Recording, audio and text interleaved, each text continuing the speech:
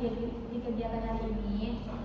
Sebelumnya kita memulai kegiatan hari ini, alangkah baiknya kita berdoa secara dahulu. Berdoa saya masing-masing mulai.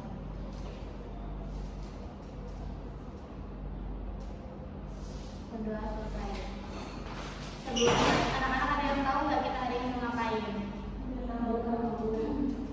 Baiklah, jadi hari ini kita akan melaksanakan kegiatan bimbingan kelompok. Ada yang pernah ini nggak? Atau ada yang tahu nggak bimbingan kelompok itu apa?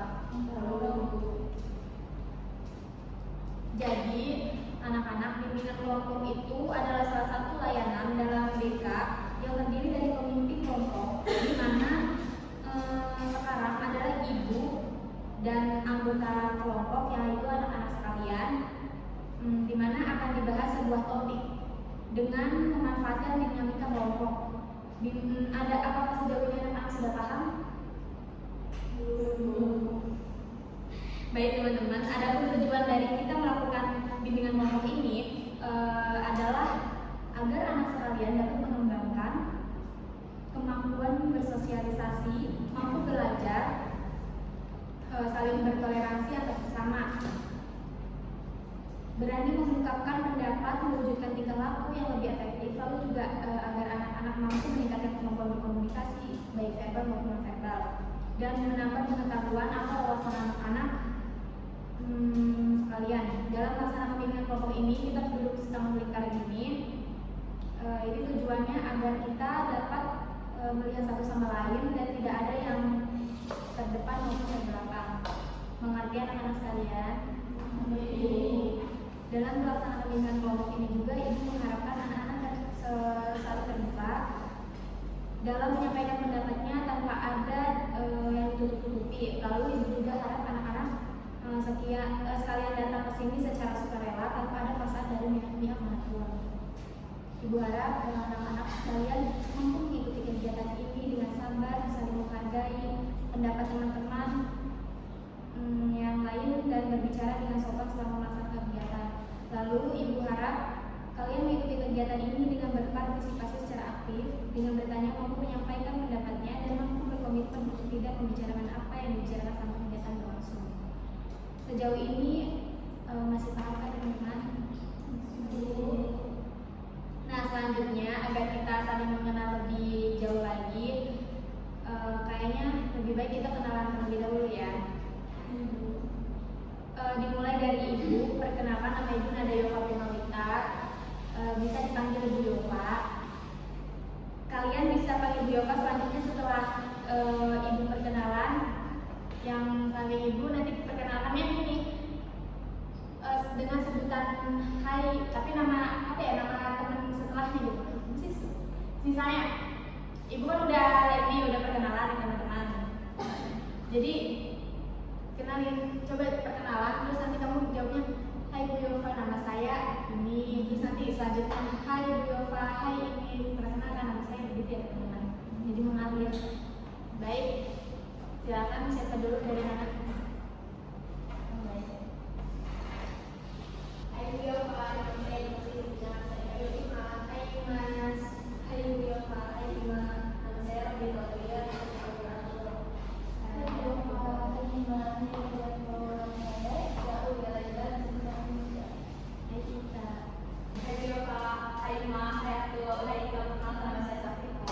Hai Bu Yova, hai Ima, hai Robiatul, hai Ika, hai Safira, nama saya Safira dari Suma, masih dipanggil Elsa. Hai Bu Yova, hai Ima, hai Atul, hai Ika, hai Safira, hai Elsa. Kenapa nama saya Setia, bisa dipanggil Setia. Oke, baik, semuanya kan sudah saling kenal ya. Baiklah, tadi kita sudah perkenalan dengan rangkaian nama serta saling mengenal sama lain. Selanjutnya, ibu akan memberikan topik, yaitu di mana topiknya ada dua pilihan teman-teman. Pertama topik bebas sama topik pilihan. Kalian mau yang mana? Topik bebas. Baik, topik bebas ibu serahkan ke kalian. Bisa kalian mau cerita apa aja yang lagi hot-hotnya akhir-akhir ini, atau misalnya kasusnya Jule atau kasusnya siapa lagi tuh ya, yang selingkuh terus ada banjir segala macam. Ibu serahkan pada kalian bercerita. Siapa yang mau bercerita terlebih dahulu? membahas tentang banjir yang ada di wilayah Sumatera Barat dan Aceh. Jadi penyebab dari banjir itu bukan karena hujan doang ya teman-teman. Dari berita yang beredar di televisi atau di internet banyak yang menunjukkan bahwa banjir itu karena penebangan pohon yang sangat berlebihan gitu. Jadi masyarakat sekitar juga sudah mengetahui tentang adanya penebangan ilegal, tapi mereka lebih memilih diam karena melawan perusahaan besar itu jangan mungkin, karena si perusahaan tersebut juga sudah mendapat kewenangan dari si pemerintah tersebut. Saya ingin menambahkan cerita dari Safira. Jadi dampak dari banjir itu juga banyak ya teman-teman. Contohnya kayak kerugian finansial, kerugian material, banyak korban jiwa juga, banyak yang terdampak gitu. Ya, membutuhkan kayak butuh bantuan gitu kayak tenaga medis, butuh medis. Penambangan ya, pasti kan juga ada dampaknya, dan ada upaya dan solusi penanganan banjir itu ya. Dalam jangka pendek itu normalisasikan sungai. Yang kedua ada pembersihan drainase agar banjirnya itu berkurang. Nah, yang ketiga ada evakuasi dan bantuan darurat. Dalam jangka panjang itu penataan tata ruang berbasis resiko kebencanaan. Yang kedua ada edukasi masyarakat tentang pengelolaan lingkungan. Menambahkan keadaan Yova, di sini ada banjir dan longsor besar di Sumatera Aceh. Jadi di sini Indonesia menghadapi banjir dan longsor hebatnya itu akibat siklon tropis yang melanda akhir November 2025. Di sini juga ada korban jiwa lebih dari 1.000 orang dengan puluhan ribu mengungsi dan ratusan masih hilang. Wilayah paling parah itu ada Aceh, Sumatera Utara, dan Sumatera Barat. Di sini ada situasi ini juga memicu reaksi sosial dan politik di tingkat lokal karena tanggapan pemerintah yang dianggap lambat oleh beberapa pihak. Ada yang udah makan lagi silakan makan.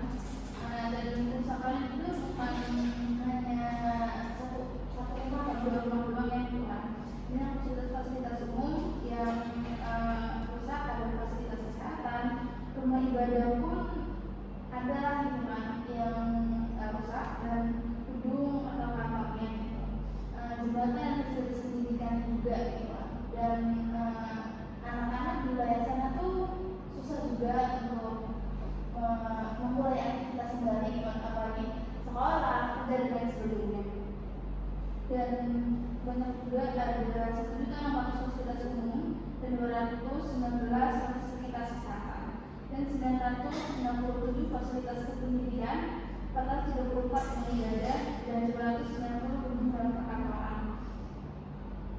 Dan untuk jumlah korban meninggal itu berdasarkan kabupaten ataupun kota, wilayah tertinggi dengan 187 korban meninggal dunia, lalu Aceh Utara sebanyak 169 jiwa.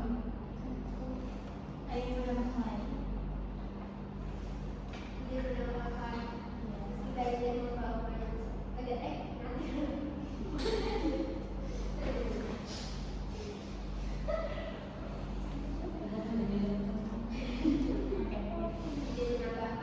Jadi kejadian ini mengajarkan kita pentingnya menjaga hutan, tidak membuang sampah sembarangan dan tidak memotong pohon. Banjir di Aceh dan Sumut ini bukan hanya bencana alam, tetapi juga mengingat bahwa manusia harus peduli terhadap lingkungan. Ibu izin menanyakan ya atau berpendapat, kalian ini nggak sih dengar nggak sih katanya kan banjirnya itu tetap potongan kaya yang dimana itu potongannya secara ilegal ya. Itu kan pemerintah itu diam-diam aja, ya kan? Ya. Kalian nyadar nggak kalau yang misalnya itu apa-apa presiden, sedangkan di situ kan banyak pemerintah, banyak kayak ibaratnya DPR atau apapun di situ kan. Tapi banyak di TikTok itu fokusnya malah yang nyalahin itu ke presidennya gitu. Menurut kalian gimana itu?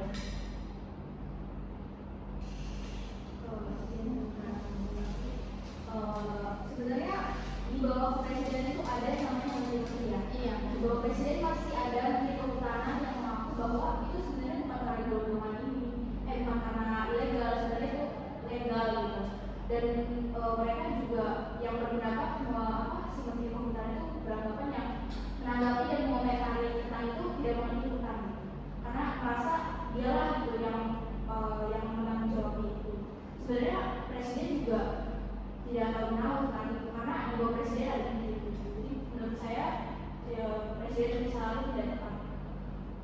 Ada lagi nggak?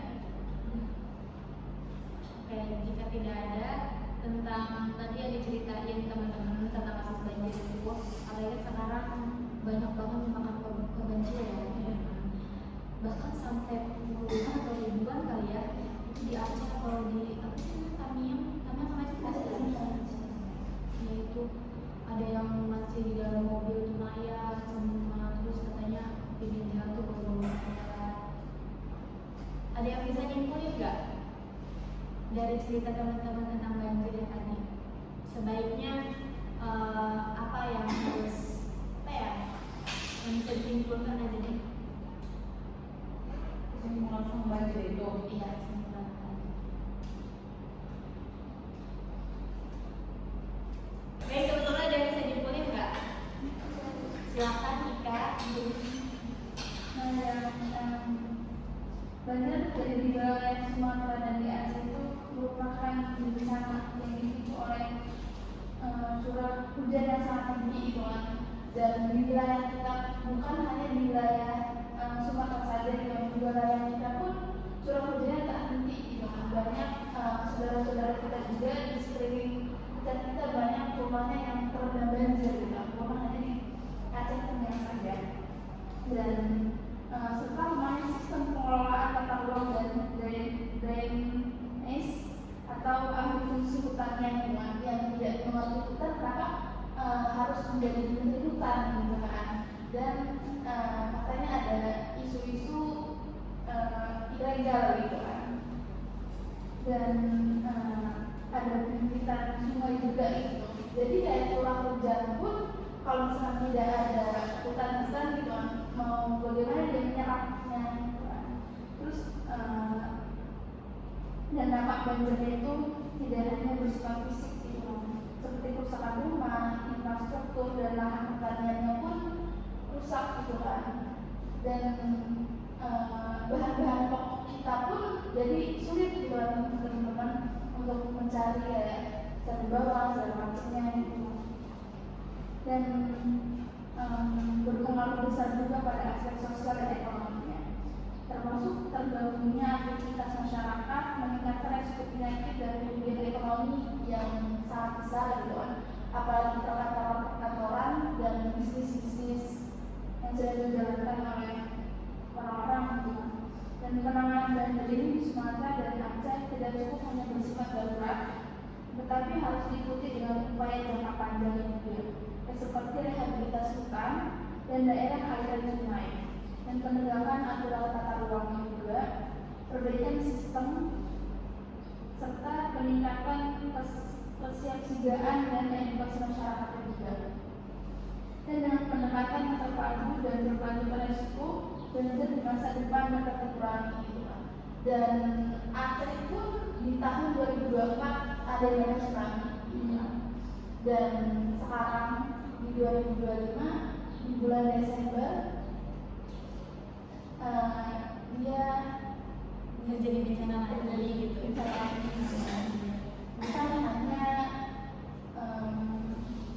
setiap tahunnya gitu kan, pasti ada kejadian banjir gitu kan. Apalagi kita gitu kan, sebagai manusia kalau misalkan tidak menyadari itu sendiri gitu kan, mulai dari sama masyarakat itu pun bisa terkasih banjir gitu kan. Apalagi penebangan hutan liar gitu kan,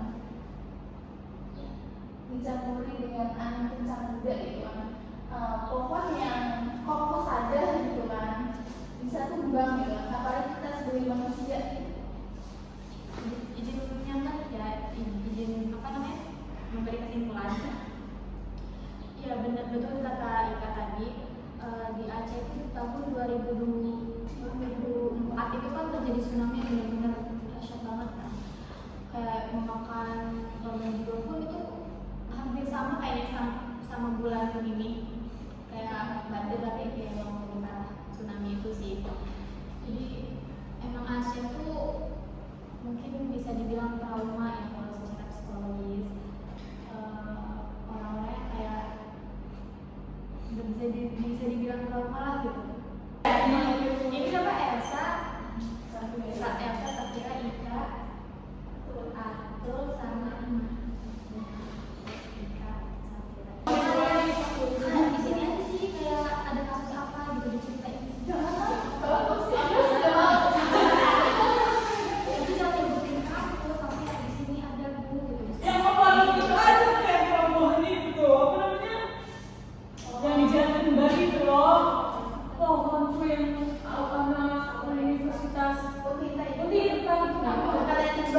yang cowok itu loh. Ini kan enggak? Iya nggak tahu. Semoga Pak di sana dia publik.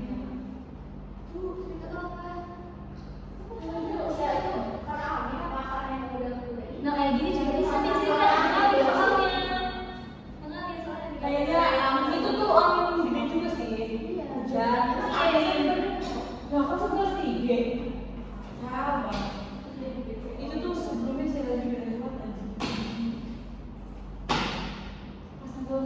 Sebenarnya kalau kayak gitu orang-orang Indonesia harusnya pemerintah juga apa aware gitu loh. Kan ini pokoknya udah ini udah ada lah yang lama. Maksudnya udah terlalu tua, sudah mungkin kalau misalkan dulu dia bisa menghambat listrik juga. Sebenarnya mana ya gitu. Bukan karena ini juga karena di daerah itu kan Sudah kemarin apa namanya ini amin Pak akan sudah tidak terlalu tua. Sebenarnya banyak juga omongan-omongan kembang, tapi pemerintah dan kayak yang berkepentingan dengan bidang tersebut tidak apa ya, tidak peduli gitu kan, tidak peduli dengan hal tersebut gitu. Kalau misalnya ada problem juga siapa yang akan disalahkan gitu kan? Dan mungkin juga untuk menyalahkan Kan di Aceh ya, di Penawan aja banjir. ada yang langsir, meninggal. Ya karena sungai lagi itu di Penawan. Iya ya, di Cikarang kan? Iya. Iya. Kemarin Suasana itu sampai juga bisa harus lewat jalan itu. nah iya. Terus yang kayak apa sih? Yang kemarin juga jadi nikah. Iya. Yang tercinta itu tuh. Itu udah dua kayaknya di mana? Itu karena setelah di IG katanya saya manggilnya ibu aja ya, biar dengan jurnalis. Dia punya penyakit epilepsi, dia jadi kerja terus gak sadar dia Yang mobil itu nggak sih? Yang terjun di bawah. Itu yang diangkat. Kan ada dua itu yang cewek itu yang ada nabrak. Cewek itu pasti yang nabrak. oh yang namanya nomor Oh, nabrak mobil ya. Itu gimana sih? Itu mobil itu lagi berhenti. Tiba-tiba dia nabrak di belakang. Mungkin nggak kelihatan kayak ada.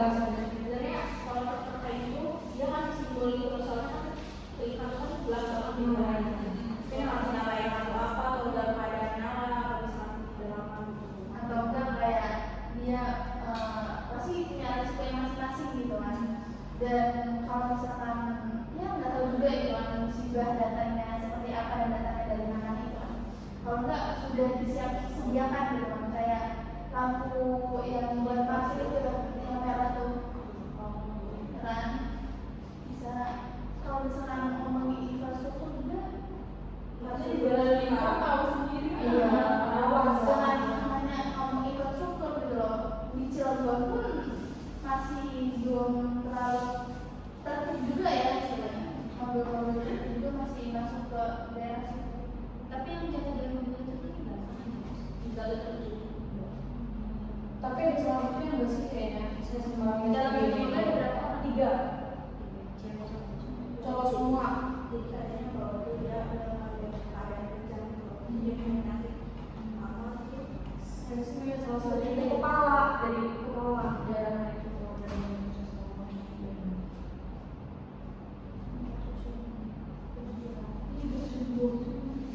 Kalau misalnya yang kayak kita itu masuknya kadang pengguna-pengguna atau mobil besar kan tidak patuhi tentang Iya. jam segini jam operasional mobil besar gitu. Yang nambah baju. Tapi sekarang di transfer tuh ada di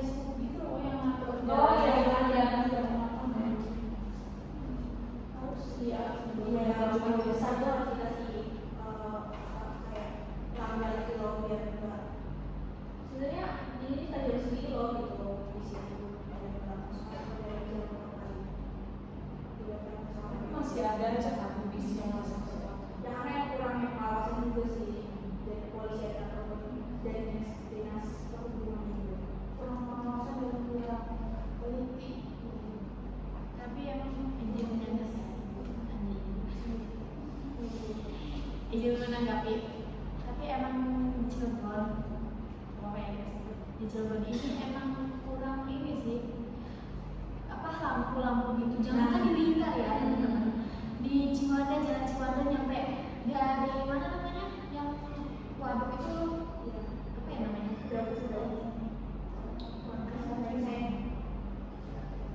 Iya kayaknya. Dari Kerenceng sampai nembus Anyer aja lah yang mau itu tubuh Anyer itu bener-bener gelap sih jujur.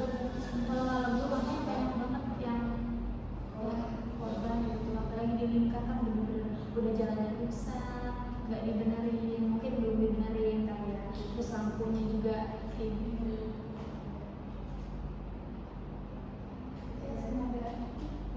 Sebenarnya harus tugasnya pemerintah lagi karena itu dari pajak juga buat infrastruktur sebuah kota itu. Semoga maaf daripada makin Jaya Karena ini musim mudik baru dibenerin ya. Ada lagi nggak teman-teman? Kalau mau cerita tentang diri sendiri atau apa gitu? Ya tentang pertemanan, nggak apa-apa. Kalau misalnya tidak siap untuk Iya nggak apa-apa. Nggak apa-apa. Oke teman-teman, ada yang ingin cerita lagi nggak atau apa gitu? Sebelum kesan apa gitu, nggak apa-apa. Sharing-sharing kita di sini.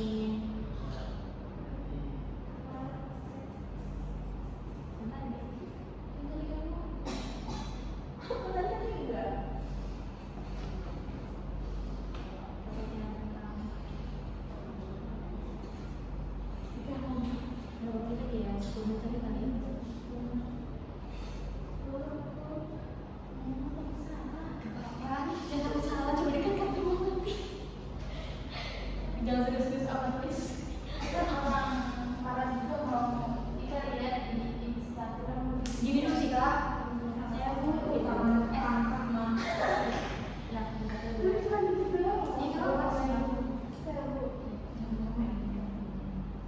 Saya lihat di internet gitu kan, orang Arab ini mau minta bantuan, ini nggak tahu salah atau benarnya gitu. Saya lihat di internet, orang Arab ini mau kasih bantuan di korban Sumatera Aceh ini, tapi dari pihak sananya ya, dari pihak pemerintah sananya itu tidak menerima bantuan dari orang asing gitu kan. Sedangkan orang asing ini peduli gitu kan terhadap orang Indonesia ini gitu. Bahwa sama-sama kita bersaudara gitu kan, saya dibantu, tapi kenapa tidak diterima gitu kan. Dan korban di Sumatera pun lagi butuh yang namanya bantuan gitu, teman-teman. Tapi kenapa gitu loh, apa alasannya gitu, orang asing mau bantu keluarga atau saudara kita gitu, itu tidak diperbolehkan gitu kan. Apakah dia salah gitu kan dalam ngasih bantuannya ataupun gimana gitu kan tidak tahu juga gitu kan, tidak melihat dengan, tidak membaca dengan jelas juga gitu kan masalahnya. Tapi kenapa itu bisa terjadi tidak menerima bantuan itu? Ada yang bisa berpendapat ya teman-teman? Kenapa? Sebenarnya daerah Sumatera ataupun Aceh itu sebenarnya dia menerima saja, bahkan Aceh itu dia minta tolongan pada PBB. Bagaimana sih kita sebagai rakyat Indonesia apakah malu gitu? Apakah kita merasa malu kok negara kita ini sebenarnya lagi susah loh? Kenapa nggak kita bantu dulu? Kenapa sampai si Aceh ini kita tolong ke PBB untuk menanggung apa? Untuk membantu segala sesuatu yang terjadi di Aceh tersebut. Sebenarnya untuk kayak orang asing untuk memberikan bantuan itu sebenarnya kita sebagai masyarakat itu tidak tahu kalau misalkan mereka kita ini Indonesia ini menolak gitu, proses seperti itu. Karena kita lihat juga si Aceh ini minta tolong pada serikat PBB itu meminta bantuan terhadap perusahaan ini. Yang menolaknya itu siapa? Saya belum tahu soal.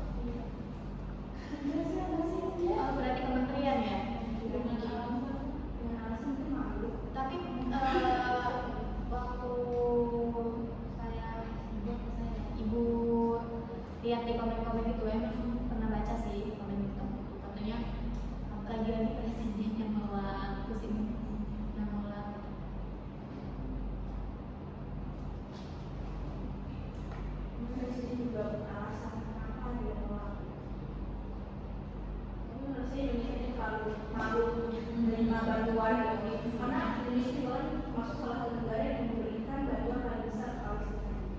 Jadi karena masalah gengsi mungkin kayak semuanya berpikiran kok kan negara sendirinya bilang kayak dia malah ini negara lain mereka mempersalahkan bantuan yang terbaik ya. Tapi kan ada istilah lebih baik kita menolong yang bukan dulu gitu, bukan karena menolong yang jauh karena ini dulu gitu. Karena emang sudah sendiri juga mungkin khusus. Oke, baik, ada lagi? Atau mau cerita yang lain?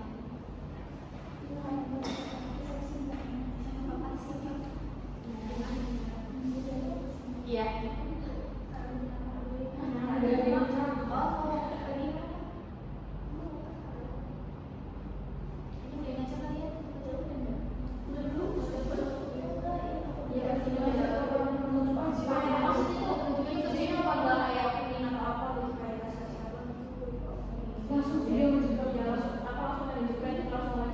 Oh, dikasih nanti kreasi ya Pak, bentuknya itu kesimpulan tadi, kesimpulan apa ditambahin lagi tadi? Apa ya namanya kesimpulan yang benar-benar menyimpul gitu? Dari cerita dari itu semuanya. Terus sama apa? Baik teman-teman, ada lagi jika tidak ada, mungkin ada yang bisa menyimpulkan dari tadi cerita yang udah kita sharing di sini. Saya ingin menyimpulkan dari kejadian banjir di Sumatera Barat dan Sumatera Utara. Kita sebagai warga juga harusnya tidak membangun rumah ataupun apa yang menyumbat si sungai tersebut. Jadi maksudnya penyempitan lahan gitu ya. Jadi sebenarnya sawit itu pohon, cuman dia tidak sekuat pohon lain untuk menyerap air gitu. Jadi terjadinya penebangan itu untuk membuka lahan untuk sawit gitu. Jadi kadang kita juga sebagai warga sekitar juga jual aja lah sekarang ini ke perusahaan ini, toh juga nanti kan kita beruntung. Tapi kenyataannya pakainya kita juga yang mengeluarkan gitu si dampak-dampak tersebut gitu. Jadi si masyarakat kita juga mempunyai peran juga, bukan hanya pemerintah saja yang berperan gitu. Entah dari sekecil membuang sampah